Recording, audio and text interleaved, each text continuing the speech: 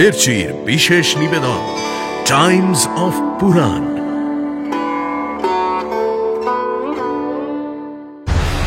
আমার হাতেই পাপিষ্ঠ রাবণের মৃত্যু হবে। আমি সুখী হলে তোমাকে এই ত্রিভুবনের রাজা করে দিতে পারি। মানুষের মৃত্যু ঘনিয়ে এলে এমন অসংলগ্ন কথা সে বলে থাকে। কুম্ভকর্ণের আকাঙ্ক্ষা কিছুতেই পূর্ণ হবে না। এ কি সাংঘাতিক অনাচার করছেন আপনি? রাজ্যের ঘোর অমঙ্গল ডেকে এনেছেন যে। আমার তরবারির ঘায়ে তোর এই মোহিনী রূপ ঘুচিয়ে দেব আমি। শুনছেন মহর্ষি বেদব্যাস রচিত শ্রীমদ্ ভাগবত মহাপুরাণ অবলম্বনে কৃষ্ণ কথা। আজ শুনবেন রাম অবতারের গল্প। হরি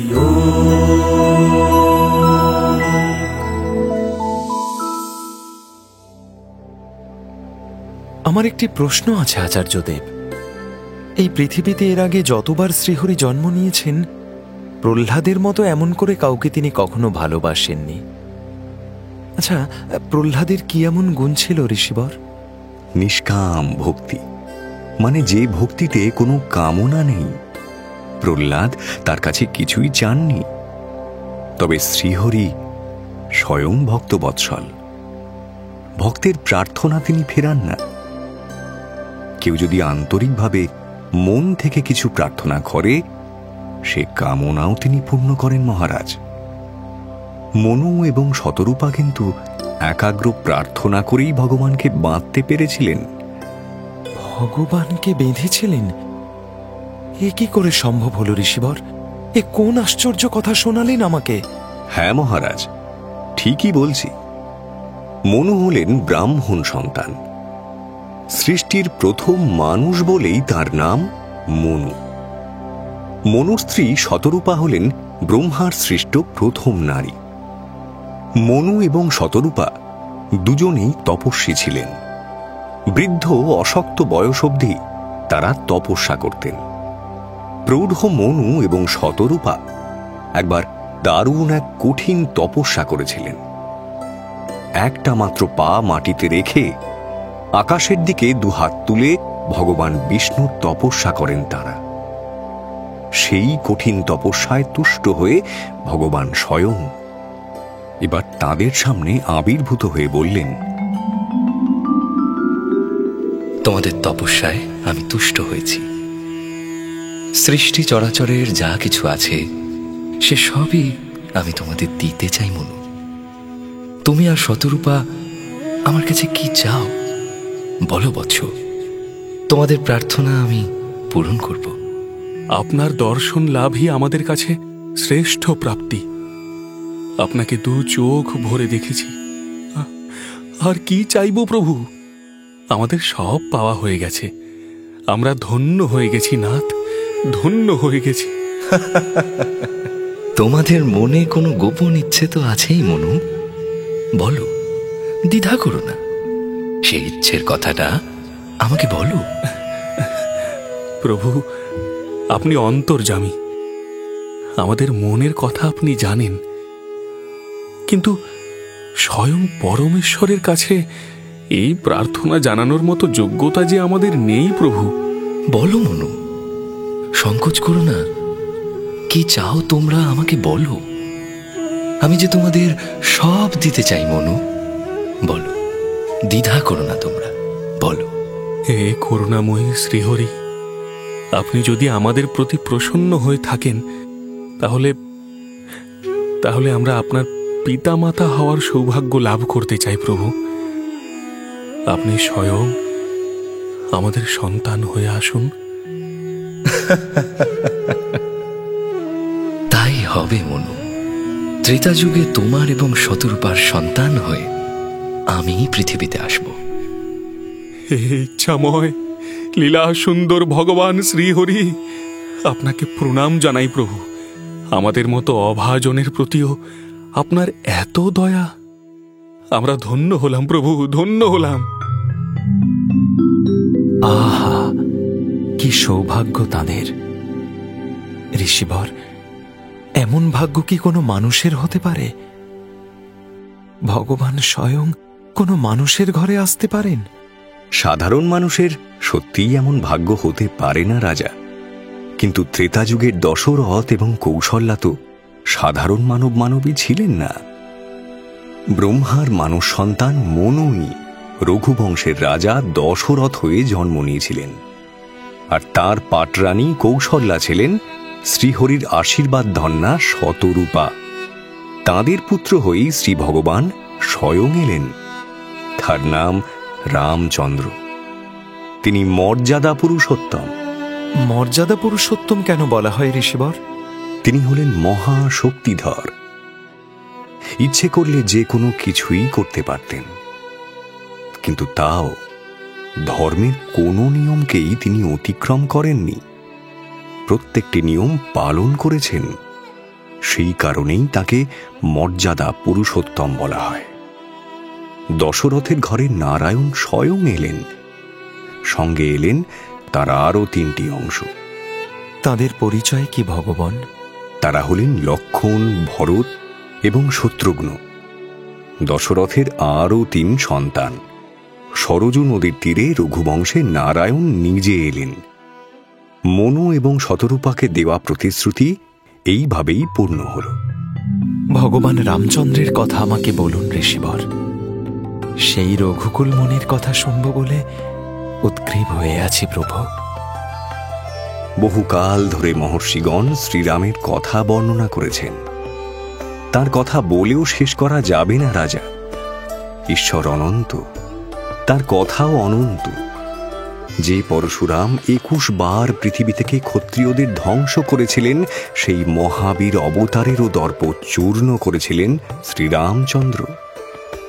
পরশুরামও যদি অবতার হন, তাহলে শ্রীরামের হাতে তার কিভাবে পতন ঘটল আচার্যদেব? অযোধ্যার রাজা দশরথের জ্যেষ্ঠ পুত্র রামচন্দ্র গেলেন জনকপুরে। মিথিলার রাজা জনক সেখানেই তার কন্যা সীতা বা জানকীর স্বয়ংবর সভার আয়োজন করেছেন। তার কন্যার বিয়ের জন্য একটা অদ্ভুত শর্ত রেখেছিলেন জনক। স্বয়ং মহাদেবের দেওয়া এক ধনুক ছিল সেখানে। তার শর্ত ছিল, সেই ধনুক হাতে তুলে নিয়ে যিনি গুণ পড়াতে পারবেন তিনি সীতাকে লাভ করবেন। শুধুমাত্র গুণ পড়ালেই অসাধ্য সাধন হবে?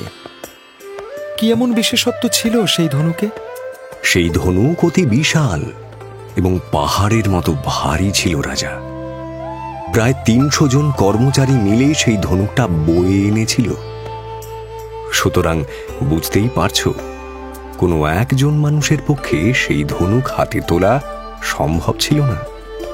তাহলে সেই ধনুককে গুণ পরানোর কাজটা তো অসাধ্য কল্পনা, তাই না? রামচন্দ্র কিন্তু সেই অসম্ভবকে সম্ভব করে ফেললেন। সেই ধনুক অনায়াসে হাতে তুলে নিয়ে এমন টঙ্কার দিলেন যে সঙ্গে সঙ্গে তার 2 টুকরো হয়ে গেল। সীতা দেবীর জন্য এত বিরাট পরীক্ষা! তিনি কে ছিলেন ঋষিবর? বাহ্যিক পরিচয় তো তিনি জনক রাজার কন্যা, কিন্তু তার গভীরে আরো একটি বিরাট রূপ ছিল তার। বৈকুণ্ঠের লক্ষ্মী স্বয়ং সীতারূপে এসেছিলেন।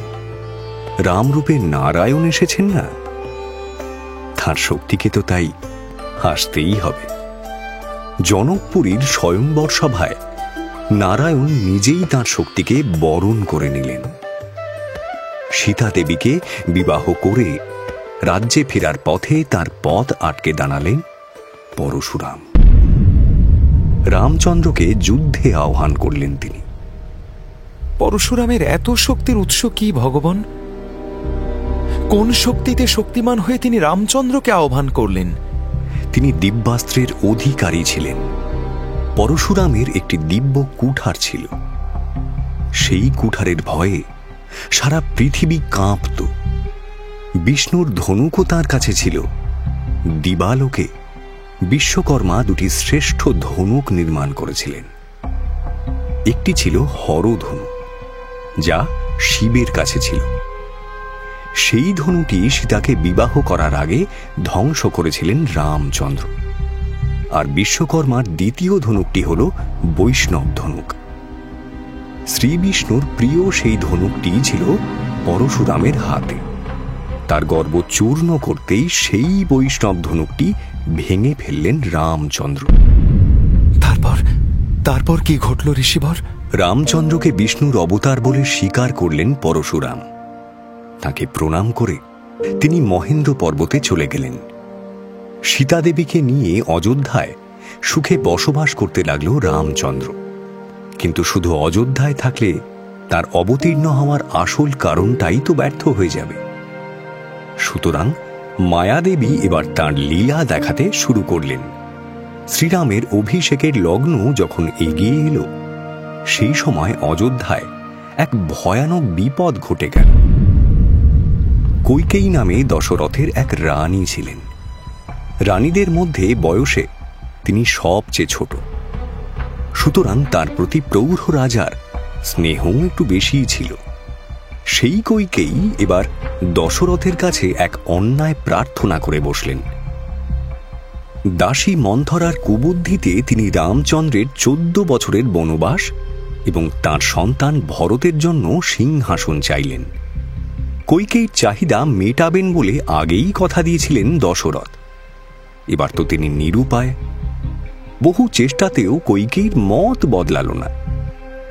শোকে দুঃখে অধীর হয়ে পড়লেন দশরথ। এদিকে পিতার সত্য পালনের দায় কাঁধে নিয়ে বনবাসে চললেন রামচন্দ্র। তার সঙ্গে গেলেন সীতা এবং লক্ষ্মণ। অনুরোধ উপরোধ হাহাকার, কোনো কিছুতেই তাকে আটকানো গেল না। নারায়ণের 2 দ্বাররক্ষী জয় এবং বিজয় এই রাম অবতারে কোথায় জন্ম নিলেন, সে কথা এবার শোনান ঋষিবর। ত্রেতা যুগে রাম অবতারের জয় এবং বিজয়ের নাম ছিল রাবণ এবং কুম্ভকর্ণ। রাবণ ছিল লঙ্কার রাক্ষস রাজা। তার শক্তি এবং সাহসের কোনো সীমা পরিসীমা ছিল না। এই রাক্ষসরাজ রাবণই লক্ষ্মীরূপিণী সীতাকে হরণ করে লঙ্কায় নিজের প্রাসাদে নিয়ে যায়। সীতাদেবী তো কোনো সাধারণ নারী নন, তিনি স্বয়ং বৈকুণ্ঠের শক্তি। তাকে হরণ করার মতো ক্ষমতা কোথায় পেল রাবণ? সে কথা শুনতে আমার অত্যন্ত কৌতূহল হচ্ছে। দয়া করে আমার কৌতূহল নিবারণ করুন ব্রহ্মর্ষি। রাবণের পিতার নাম ঋষি বিশ্বশ্রবা, মায়ের নাম কৈকেশী। তবে নিকষা নামেই তিনি বেশি পরিচিত। নিকষা হলেন রাক্ষসদের রাজকন্যা। নিকষার পিতা ছিলেন রাক্ষস রাজ সুমালী। মেয়ের বিবাহের সময় কোনো পুরুষকেই তার মনে ধরল না। এমন একজনের জন্য সুমালী অপেক্ষা করছিলেন, যার মতো গুণ এবং তেজ ত্রিভুবনের অন্য কারণ নেই। নিজের মন মতো স্বামী খুঁজতে খুঁজতে নিকষা একদিন ঋষি বিশ্বশ্রবার সন্ধান পেলেন। পৃথিবীর শ্রেষ্ঠ ঋষি পুলস্তর পৌত্র হলেন বিশ্বশ্রবা। ঋষিদের মধ্যে তেজে এবং শক্তিতে তিনি শ্রেষ্ঠ। সুমালী বুঝলেন যে এই ঋষির সঙ্গে তার মেয়ের বিবাহ হলে যে বংশধর আসবে তাকে দেবতারাও ভয় পাবেন। রাক্ষসরাজ সুমালী ঠিকই ভেবেছিলেন। বিশ্বশ্রবা এবং নিকষার সন্তান হল রাবণ, কুম্ভকর্ণ এবং বিভীষণ। রাবণের প্রিয় বোনের নাম ছিল শূর্পণখা।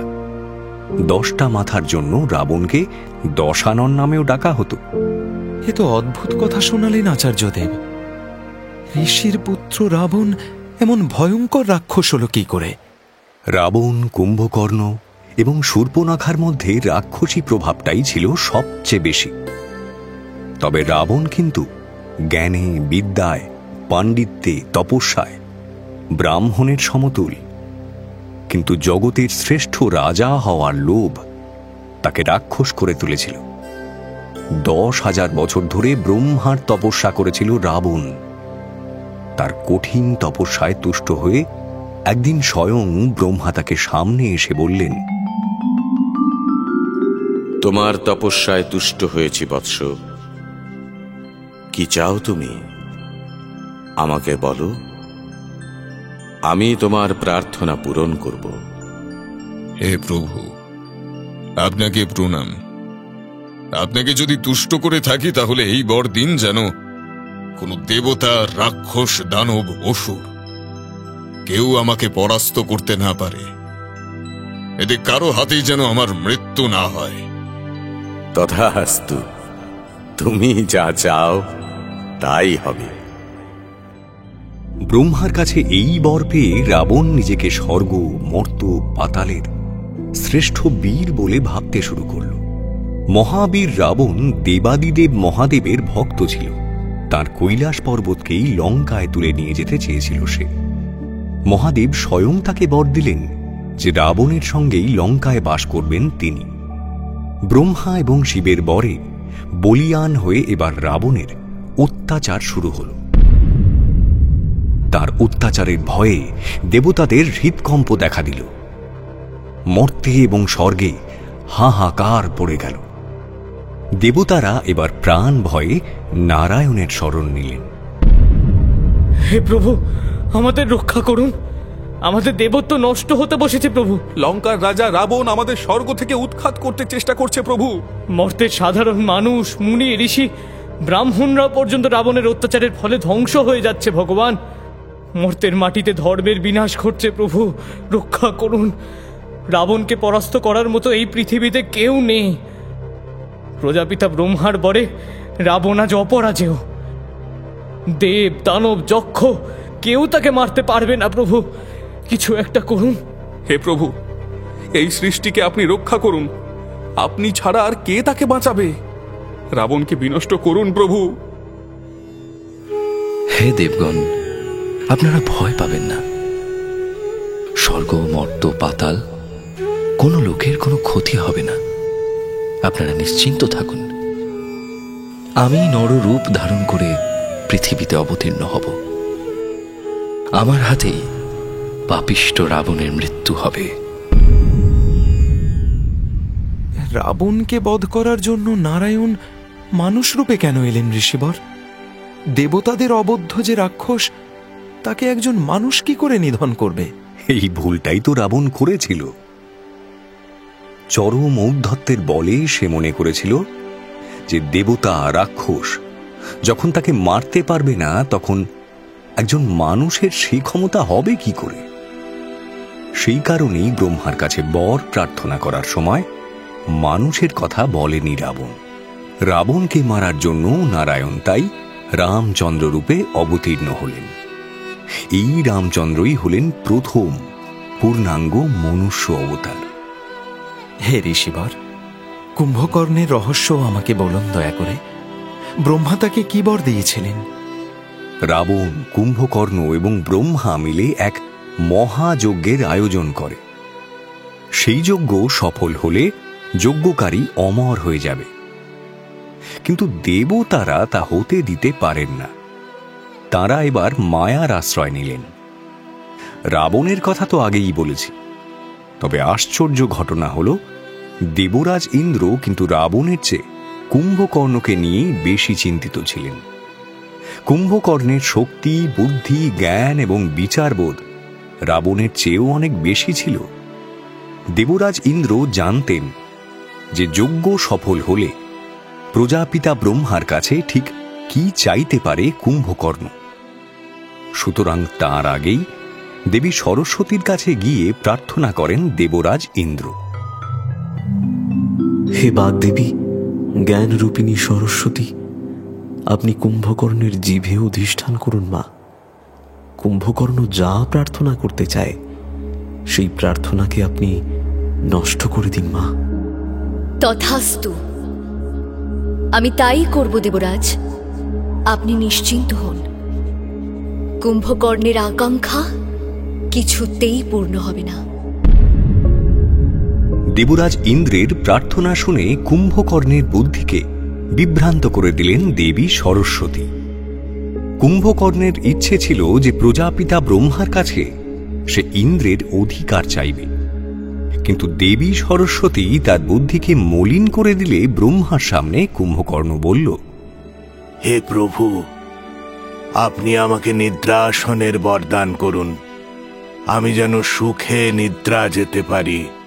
তথাস্তু, তুমি যা চাইছ তাই পাবে কুম্ভকর্ণ। না প্রভু না, কুম্ভকর্ণ কখনো নিদ্রাসন চাইতে পারে না। ও তো ইন্দ্রাসন চায়, ইন্দ্রের সিংহাসন চায়। ওকে ওকে ওই বর দেবেন না প্রভু। কুম্ভকর্ণের প্রার্থনা তুমি নিজেই তো শুনলে বৎস। আমি যা বর দিয়েছি তা অব্যর্থ, সে বর কখনো বিফল হতে পারে না। কুম্ভকর্ণ নিদ্রাসন লাভ করবে। দয়া করুন প্রভু, এ নিশ্চয়ই দেবরাজ ইন্দ্রের কোনো কৌশল। কুম্ভকর্ণকে সে ভয় পায়, তাকে নিষ্ক্রিয় করার জন্য এমনই কোনো কৌশল করেছে সে। আপনি আপনি দয়া করুন ভগবান, আমার ভাইয়ের প্রতি এই অন্যায় হতে দেবেন না প্রভু। আমার কিছু করার নেই রাবণ, আমার কথা কখনো মিথ্যা হবে না। কুম্ভকর্ণকে আমি নিদ্রার বর দিয়েছি, নিদ্রা ভিন্ন সে আর কিছু পাবে না। প্রভু, যদি আমাকে নিদ্রার বরই দিলেন, তাহলে আরেকটি প্রার্থনা শুনুন ভগবান।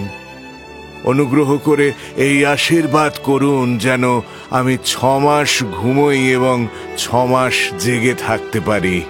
তথাস্তু, তোমার এই প্রার্থনা পূর্ণ হবে কুম্ভকর্ণ। এই রাবণ এবং কুম্ভকর্ণই হল বৈকুণ্ঠের 2 দ্বার রক্ষী, জয় এবং বিজয়। তাদের বধ করতেই নারায়ণ স্বয়ং রামচন্দ্র হয়ে এলেন, আর রাবণ বধের জন্যেই অযোধ্যায় রাজপ্রাসাদ ছেড়ে নির্বাসনে গেলেন তিনি। সঙ্গে চললেন লক্ষ্মীরূপিণী সীতা দেবী এবং নর ঋষির অবতার লক্ষ্মণ। রামচন্দ্রকে যুদ্ধে আহ্বান করার জন্যই কি সীতাদেবীকে হরণ করেছিল রাবণ? বনবাসী রামচন্দ্রকে দেখতে পেয়েছিল রাবণের বোন শূর্পণখা। রাক্ষসী শূর্পণখা মোহিনী বিদ্যা জানত। রামচন্দ্রের মতো এমন এক দিব্য সুন্দর পুরুষকে দেখে সে একেবারে মোহিত হয়ে যায়। অনন্যা সুন্দরী নারীর বেশ ধরে সে শ্রীরামের কাছে গিয়ে বলল, হে পুরুষ, কে আপনি? আপনার মতো এত সুন্দর দেখতে মানুষ আমি কোথাও দেখিনি। আপনার এই রূপ আমাকে মোহিত করেছে। আপনি হয়তো ভুল জায়গায় এসেছেন দেবী। হ্যাঁ, ভুল জায়গা? না না কুমার, আপনাকে আপনাকে দেখেই আমি এসেছি। আমার সখীরা বলে আমি নাকি রূপে গুণে অপ্সরাদের মতো। আমার এই রূপ আমি আপনাকেই সমর্পণ করলাম। আমাকে বিবাহ করুন, দয়া করে আমাকে বিবাহ করুন। আপনি দেবতা, যক্ষ, গন্ধর্ব যেই হন না কেন, আমি আপনাকে লাভ করে ধন্য হতে চাই বীর। আমি রঘুবংশের রাজকুমার রাম, মহারাজ দশরথের পুত্র। আমি পিতৃসত্য পালনের জন্য বনবাসীর জীবন বেছে নিয়েছি। হে দেবী, আপনার এই প্রার্থনা আমি পূরণ করতে পারবো না। মিথিলার রাজনন্দিনী সীতা আমার স্ত্রী, অন্য কোনো নারীকে আমি স্বপ্নেও ভাবতে পারি না। আমাকে মার্জনা করুন। রামের কাছ থেকে প্রত্যাখ্যাত হয়ে শূর্পণখা এবার লক্ষ্মণের কাছে গিয়ে উপস্থিত হল। হে বনবাসী, নারীদের মধ্যে আমি সর্বশ্রেষ্ঠ। পুরুষদের মধ্যে আপনি কন্দর্পের সমান। আপনাকে দেখে আমি কামমোহিত হয়ে পড়েছি। আমি আপনাকে বিবাহ করতে চাই, আমাকে গ্রহণ করুন। রঘুকুলপতি রামচন্দ্র এবং পবিত্রতার মূর্তি সীতা দেবীর সঙ্গে আমি ব্রহ্মচর্য পালন করছি। প্রাসাদের ঐশ্বর্য ত্যাগ করে বনবাসীর জীবন যাপন করছি। আর তুমি দুর্ভাগা নারী আমাকে মোহিত করতে এসেছ। ব্রতধারীর ব্রত ভঙ্গ করার অপরাধ জানো? আমাকে অগ্রাহ্য করা তোমার উচিত নয় কুমার। আমি সুখী হলে তোমাকে এই ত্রিভুবনের রাজা করে দিতে পারি, তা কি তুমি জানো? তবে রে পাপিষ্ঠা, আমাকে বিপথের লোভ দেখাচ্ছিস তুই? নিজের রূপ নিয়ে তোর দারুণ অহংকার না? তোর সেই রূপকেই আমি ছাড়খাড় করে দিচ্ছি। এই দেখ, আমার তরবারির ঘায়ে তোর এই মোহিনী রূপ ঘুচিয়ে দেব আমি। লক্ষ্মণের তলোয়ারের ঘায়ে শূর্পণখার নাক কাটা গেল। তার মোহিনী রূপের আড়াল থেকে বিভৎস রাক্ষসী চেহারাটা এবার বেরিয়ে এলো। প্রবল চিৎকার করতে করতে ছুটতে লাগলো সে। খর, দূষণ, ত্রিশিরা নামের অসংখ্য রাক্ষস শূর্পণখার এই অপমানের প্রতিশোধ নিতে রাম লক্ষ্মণকে আক্রমণ করল। কিন্তু রামের প্রবল শক্তির সামনে তারা কেউ প্রাণে বাঁচল না। রাক্ষস বাহিনীকে ধ্বংস করে ফেললেন একা রামচন্দ্র। আর শূর্পণখার সমস্ত রাগ গিয়ে পড়ল সীতা দেবীর ওপরে। তার জন্যেই তাকে অস্বীকার করেছেন রাম। আড়াল থেকে সীতার অনন্ত রূপ সৌন্দর্য দেখেছে শূর্পণখা। সেই অতুল সৌন্দর্য দেখে তার মনে প্রবল ঈর্ষা জন্ম নিয়েছে। নিজের বিকৃত রূপ নিয়ে লঙ্কায় রাজপ্রাসাদে উপস্থিত হয়ে রাবণের সামনে রাম লক্ষ্মণের অত্যাচারের কাহিনী সবিস্তারে বলল শূর্পণখা। আর বলল সীতাদেবীর অপূর্ব রূপের কথা। সীতার রূপলাবণ্যের কথা শুনে উন্মাদ হয়ে গেল রাবণ। সীতাকে পেতেই হবে, কিন্তু তার আগে রামচন্দ্রকে বধ করতে হবে তাকে। বিশ্বস্ত অনুচর মারীচকে নিয়ে পুষ্পক বিমানে সেই বনের দিকে এবার যাত্রা করল রাবণ। তার পাটরানী মন্দোদরীর কোনো নিষেধই শুনল না সে। রাবণের আদেশে মায়াবী মারীচ এবার এক অপূর্ব সোনার হরিণের রূপ ধরে রামের কুঠিরের সামনে চড়ে বেড়াতে বেড়াতে গাছপালার আড়ালে অদৃশ্য হয়ে গেল। সেই হরিণটিকে দেখে বিস্ময়ে মুগ্ধ হলেন সীতা। আহ্লাদে রামকে বললেন, দেখুন প্রভু, হরিণটিকে দেখুন। এমন অপূর্ব সোনার হরিণ আমি আগে কখনো দেখিনি। ওই হরিণটি আমাকে এনে দিন, আপনার কাছে আমি মিনতি করছি প্রভু। তীর ধনুক নিয়ে সেই সোনার হরিণের পেছনে ধাওয়া করলেন রামচন্দ্র। রামকে দেখেই হরিণরূপী মারীচ ছুটতে ছুটতে বহু দূর চলে গেল। তার পেছনে ছুটে চললেন রামচন্দ্র। গভীর বনের মধ্যে গিয়ে সেই মায়া হরিণকে বধ করেন রাম। কিন্তু মারা যাওয়ার আগে সেই মায়াবী মারীচ রামের কণ্ঠ নকল করে চিৎকার করে ওঠে, লক্ষ্মণ, লক্ষ্মণ, লক্ষ্মণ, আমাকে বাঁচাও, বাঁচাও। লক্ষ্মণ, লক্ষ্মণ শুনতে পাচ্ছ? রঘুপতি তোমাকে এভাবে ডাকছেন কেন? নিশ্চয়ই কোনো বিপদে পড়েছেন তিনি। যাও লক্ষ্মণ, এক্ষুনি যাও, তাকে বিপদ থেকে উদ্ধার করে নিয়ে এসো। আপনি শান্ত হন দেবী, ভয় পাবেন না। শ্রীরামের কোনো বিপদ ঘটতেই পারে না। এটা নিশ্চয়ই কারো কোনো মায়াবী কারসাজি। আপনি যাতে উদ্বিগ্ন হন তাই সে এমন কাজ করেছে। আপনি উতলা হবেন না দেবী। আপনাকে একা রেখে আমি কোথাও যাব না। না লক্ষ্মণ, তুমি এখনই যাও, এটা আমার আদেশ। আমার জন্য ভেবো না, তুমি তাকে বিপদমুক্ত করো লক্ষ্মণ। আপনার আদেশ আমার শিরোধার্য দেবী। আমি যাচ্ছি, তবে যাওয়ার আগে আমার ধনুক দিয়ে এই কুটিরের সামনে একটি দাগ টেনে দিয়ে গেলাম। এই দাগের ভেতর থাকলে কোনো বিপদ আপনাকে স্পর্শ করতে পারবে না। আমার এই কথাটি ভুলবেন না দেবী। শ্রীরামকে নিয়ে আসতে যাচ্ছি, তবে প্রণাম। বিজয়ী হও লক্ষ্মণ।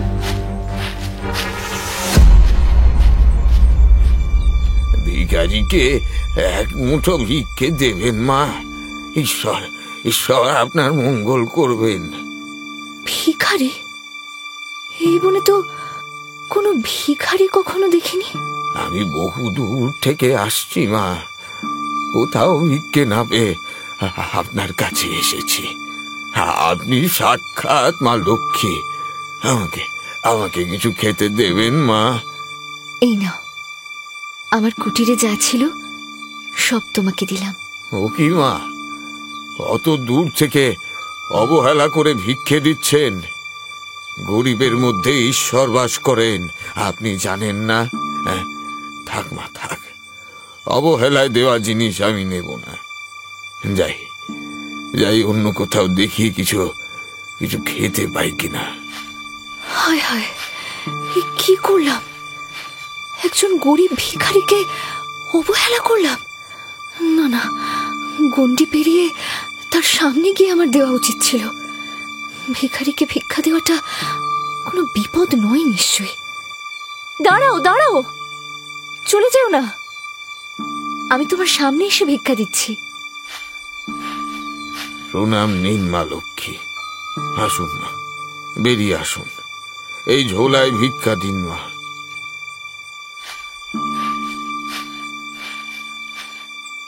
নাও বাবা, পেট ভরে খেও।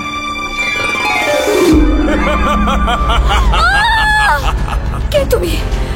লক্ষণ, লক্ষণ! আমার পুষ্পক রথে ওঠো এক্ষুনি।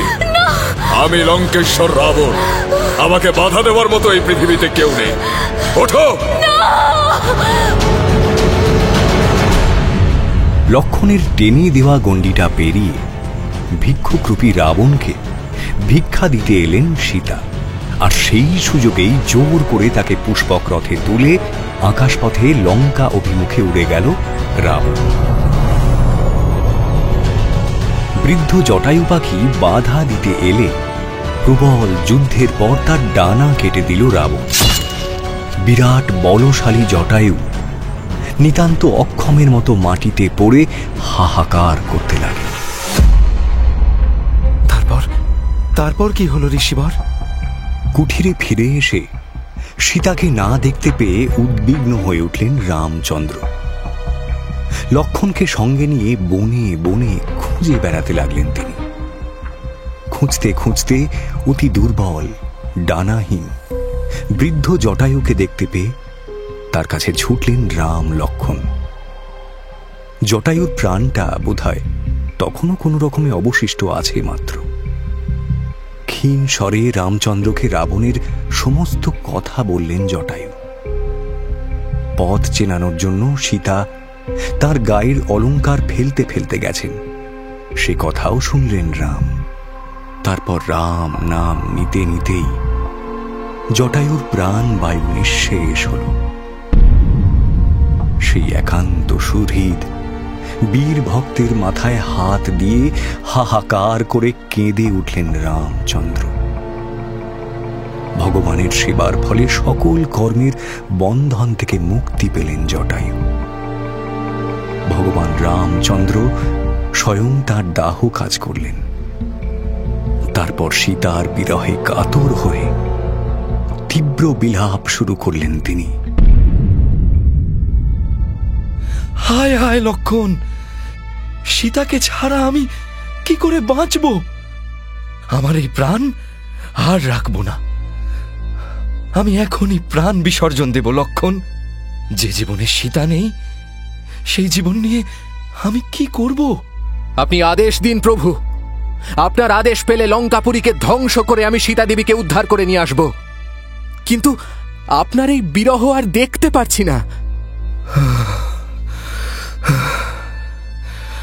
আমরা বনবাসী, আমাদের কাছে প্রয়োজনীয় অস্ত্র কিংবা সৈন্যবল কিছুই নেই লক্ষণ।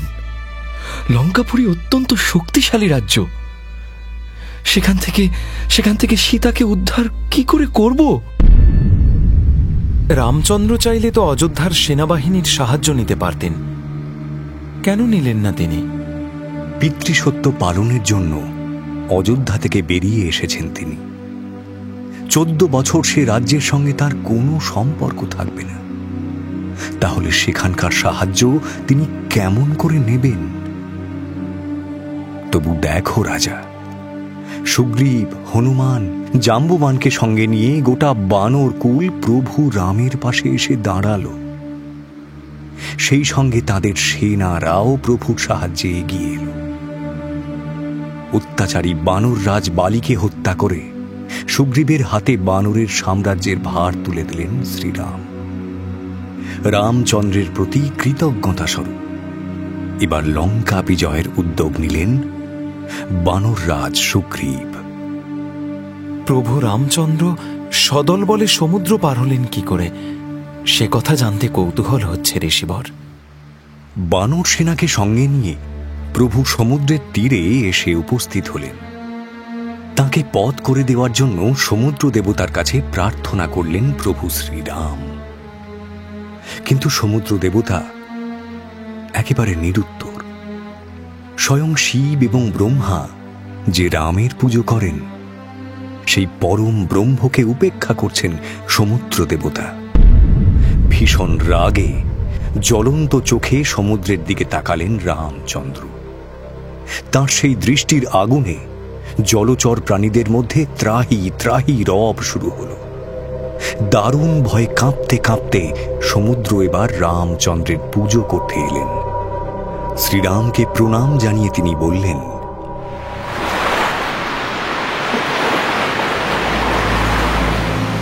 হে অনন্ত, হে পরম ব্রহ্ম, আপনি জগতের অধীশ্বর। হে রঘুকুলমণি, জগতের অনিষ্টকারী রাবণকে বধ করে পৃথিবীকে রক্ষা করুন প্রভু। সীতা দেবীকে উদ্ধার করে নিয়ে আসুন। আমি আপনাকে সব রকম ভাবে সাহায্য করছি। আমি আপনার প্রতি প্রসন্ন হয়েছি সমুদ্রদেব। আমাদের লঙ্কাপুরীতে যাওয়ার পথ করে দিন। হে রঘুকুলপতি রামচন্দ্র, এই আমি নত হয়ে রইলাম। আমার ওপর দিয়ে আপনি নিশ্চিন্তে চলে যান। সাগরের মধ্যে একটা সেতু নির্মাণ করে নিন প্রভু। আমি তাকে নষ্ট হতে দেব না। আপনার সেই কীর্তি যুগ যুগ ধরে অমর হয়ে থাকবে।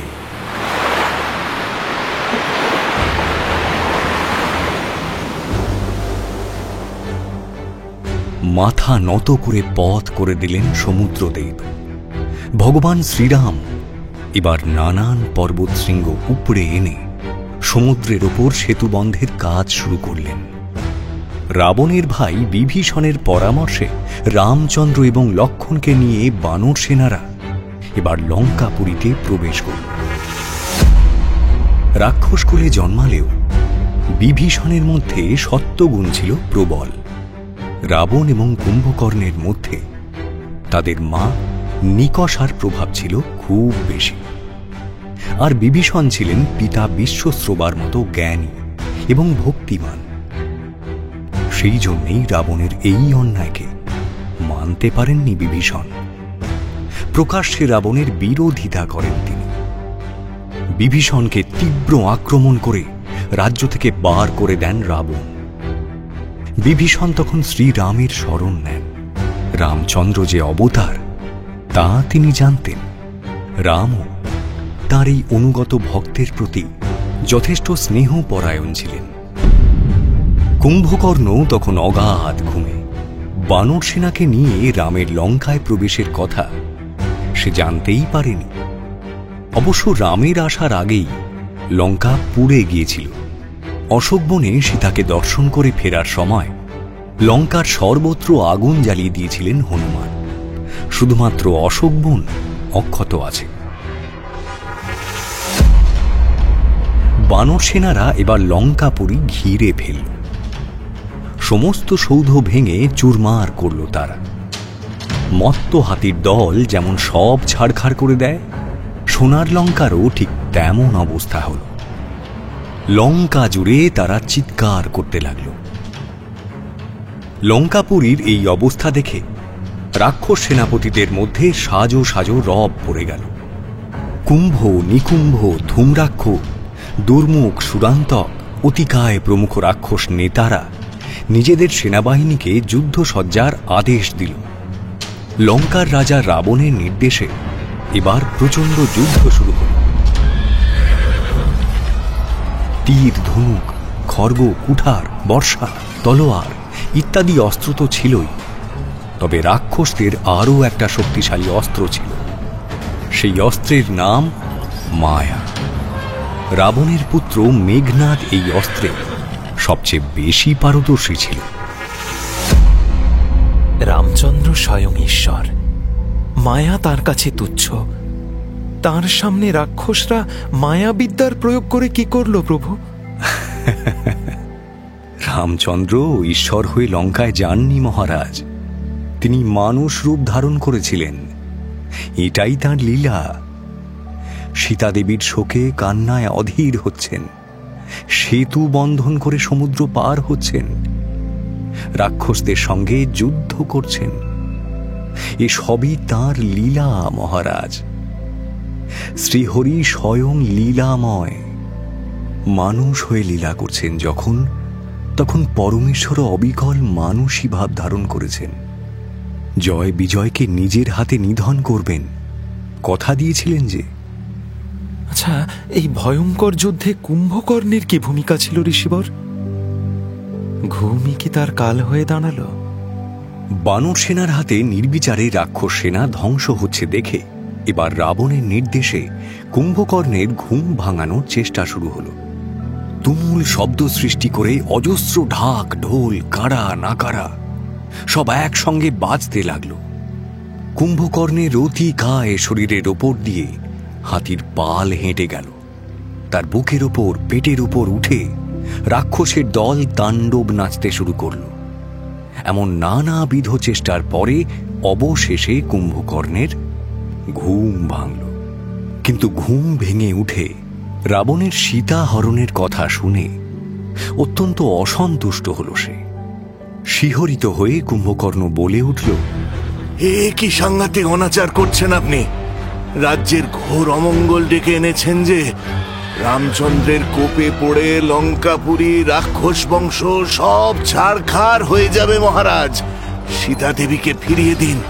বানর সেনাদের নিয়ে রঘুবীর এক্ষুনি চলে যাবেন। রাক্ষস কুল তাহলে বেঁচে যাবে। এ কি কথা বলছো কুম্ভকর্ণ? তোমার মতো বীরের মুখে সব দুর্বল শব্দ শোভা পায় না। বিভীষণের মতো তুমিও কি রামচন্দ্রকে ভয় পাচ্ছ? তুমি একাই ওই বানর সেনাদের ধ্বংস করে দিতে পারো। যাও কুম্ভকর্ণ, যুদ্ধে যাও। ভয় আমি পাইনি মহারাজ। আপনার আদেশই আমার কাছে শেষ কথা। আপনার হয়েই আমি যুদ্ধ করতে যাব। কিন্তু এই অনাচারটা না করলে রাক্ষসকুল বেঁচে যেত। লঙ্কাপতি রাবণ, এখন আপনার গৌরব, আপনার অহংকারের পতন রোধ করতে পারবেন তো? তাহলে শুধু একা বিভীষণ নন, রামচন্দ্রের ক্ষমতার কথা কুম্ভকর্ণও জানত। হ্যাঁ, জানত। কুম্ভকর্ণের জ্ঞানকে দেবরাজ ইন্দ্র ভয় পেতেন। রাবণের স্ত্রী মন্দোদরীও রামের কাছে সীতাকে ফিরিয়ে দেওয়ার কথা অনেকবার বলেছেন, কিন্তু জেদ, অহংকার আর লোভের বশে কোনো কথাই শোনেননি রাবণ। রামচন্দ্ররূপী নারায়ণ কি করে তার বৈকুণ্ঠের দুই দ্বার রক্ষীকে মুক্তি দিলেন প্রভু? কুম্ভকর্ণ আর রাবণের ধ্বংসের কথা আমাকে শোনান ঋষিবর। রাক্ষসকুলকে বানররা যখন ছাড় খাড় করে দিয়েছে, সেই সময় যুদ্ধ করতে এলো কুম্ভকর্ণ। তার ওই বিশাল অতিকায় চেহারা দেখে বানরদের মধ্যে আতঙ্কের সৃষ্টি হল। তার পায়ের চাপে অনেকের মৃত্যু পর্যন্ত হল। কুম্ভকর্ণের হাতে বন্দী হল সুগ্রীব। বানরদের রাজাকে বন্দী করে যুদ্ধক্ষেত্র থেকে তাকে দূরে নিয়ে গিয়ে সে ঘোষণা করল,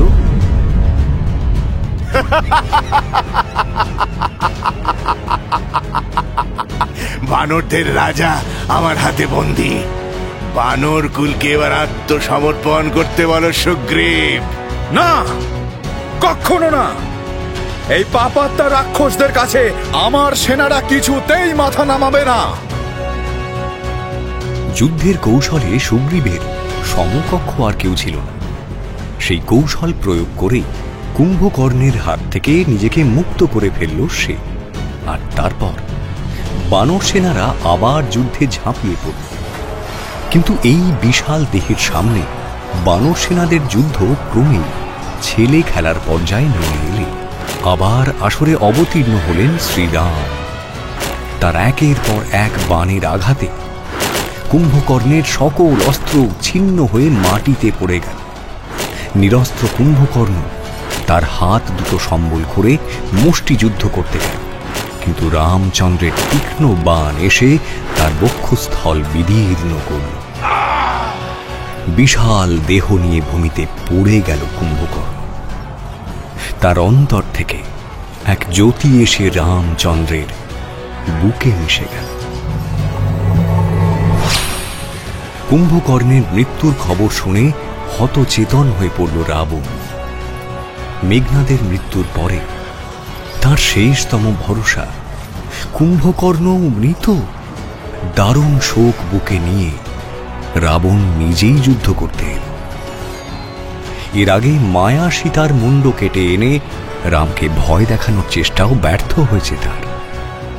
এবার আর সম্মুখ সমর ছাড়া ভিন্ন কোনো পথ নেই। জ্বলন্ত উল্কাপিণ্ডের মতো রামের দিকে ধেয়ে এলো রাবণ। রাবণকে দেখে তেজোদ্দীপ্ত কণ্ঠে রামচন্দ্র বললেন, দুষ্ট রাবণ, তোর সকল শক্তি এবার ধ্বংস হবে। আমার পত্নীকে হরণ করে নিয়ে এসেছিস তুই, তোর এত বড় স্পর্ধা। তোর সমস্ত পরিজন ওই ভূমিতে শুয়ে আছে, দেখ। তোর সেনাদল ছাড়খাড় হয়ে গেছে, তাও তোর শিক্ষা হচ্ছে না। এবার আমার হাতেই তোর মৃত্যু হবে। মানুষের মৃত্যু ঘনিয়ে এলে এমন অসংলগ্ন কথা সে বলে থাকে। কে কাকে মারবে এবার তার পরীক্ষা হোক। রামচন্দ্র, সাবধান। সীতা দেবীর ক্রুদ্ধ দৃষ্টিপাতে রাবণের সমস্ত তেজ আগেই ভস্ম হয়ে গিয়েছিল, আর এবার স্বয়ং নারায়ণকে মারতে ছুটে এসেছে সে। তার সকল সংস্কারও ধ্বংস হয়ে গেল। কিন্তু অসীম সাহস এবং শক্তির জোরে রামচন্দ্রের সঙ্গে তীব্র যুদ্ধ করল রাবণ। 18 দিন ধরে এই যুদ্ধ চলেছিল। রামের বাণের আঘাতে রাবণের যে মাথা কেটে পড়ছে, সেই জায়গায় আবার নতুন করে মাথার জন্ম হচ্ছে। এমন এক ভয়ানক মায়া যুদ্ধের শেষে রামচন্দ্রের শক্তি অস্ত্রের আঘাতে অবশেষে ছিন্ন শির, ছিন্ন বাহু রাবণ ভূপতিত হল।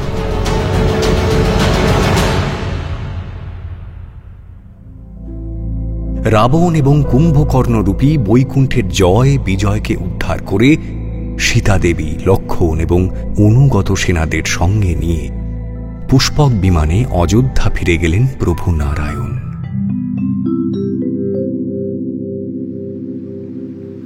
হে ঋষিবর, মর্যাদা পুরুষোত্তম রামচন্দ্রকেই কি ভাগবতে পূর্ণাবতার বলা হয়েছে? হ্যাঁ মহারাজ, শ্রীরাম হলেন পূর্ণাবতার। কিন্তু স্বয়ং অবতারই মানে অবতার যার থেকে আবির্ভূত হন। সেই সচ্চিদানন্দ পরম পুরুষ দাপর যুগে এলেন। সৃষ্টিতে সেই প্রথম পূর্ণ ব্রহ্ম সনাতন নিজে নেমে এলেন। তিনি গান্ডীবধারী অর্জুনের প্রাণ সখা ভগবান শ্রীকৃষ্ণ। তার মধ্যেই ঈশ্বরের অনন্ত ঐশ্বর্যের প্রকাশ ঘটেছে। তাই তো তিনি লীলা পুরুষোত্তম। তার কথা অমৃত সমান। সেই কথাই তোমাকে মৃত্যু ভয় থেকে উদ্ধার করবে পরীক্ষিত। এবার তোমার কৃষ্ণ কথা শোনার সময় এসেছে রাজা। সময়? এর আগে কি এ কথা শোনার যোগ্যতা আমার ছিল না ঋষিবর? ধীরে ধীরে বৎস, ধীরে। মনকে সংযত করে শান্ত হয়ে বসো। তোমাকে কৃষ্ণলীলা বলবো বলেই আমি সমাধি থেকে নেমে এসেছি। এবার তুমি মোক্ষের পথে যাত্রা করবে পরীক্ষিত, মোক্ষের পথে যাত্রা করবে।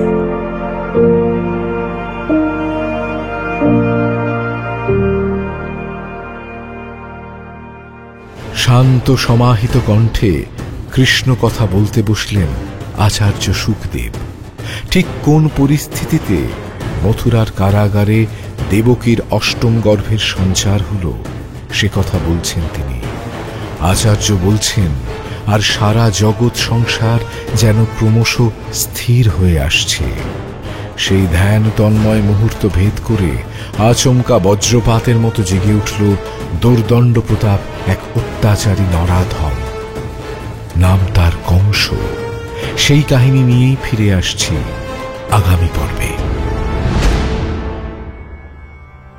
শুনলেন মহর্ষি বেদব্যাস রচিত শ্রীমদ্ ভাগবত মহাপুরাণ অবলম্বনে কৃষ্ণ কথা। মুখ্য ভূমিকায় সুখদেব, শুভজিৎ চ্যাটার্জি, পরীক্ষিত, স্পন্দন দাস, বিষ্ণু, নারায়ণ, রাম, গৌরব তপাদার, মনু, জয় মহাপাত্র, ব্রহ্মা উৎপল সরকার, রাবণ ব্রতদীপ মুখার্জি, দেবতা অভিক ঘোষাল, জয় মহাপাত্র, ইন্দ্র কৌশিক ব্যানার্জি, সরস্বতী সীতা, অধ্যায় সাহা, কুম্ভকর্ণ দিব্যেন্দু দত্ত, শূর্পণখা সঙ্গীতা গাঙ্গুলি, লক্ষণ সায়ন্তন ঘোষ, সমুদ্র ও সুগ্রীব স্নেহাদ্রি শেখর দাস। নাট্যরূপ মহুয়া ব্যানার্জি, শব্দগ্রহণ ও আবহ সত্যজিৎ সেন, শব্দ পরিকল্পনা ও মিশ্রণ সব্যসাচী মুখার্জি, পরিচালনায় শাওলি মজুমদার, সৃজনশীল পরিচালনা ইন্দ্রাণী চক্রবর্তী, প্রযোজনা প্যাস্টেল এন্টারটেইনমেন্ট। টাইমস অফ পুরাণ আপনার জন্য মির্চি বাংলা ইউটিউব চ্যানেল এবং গানা অ্যাপে।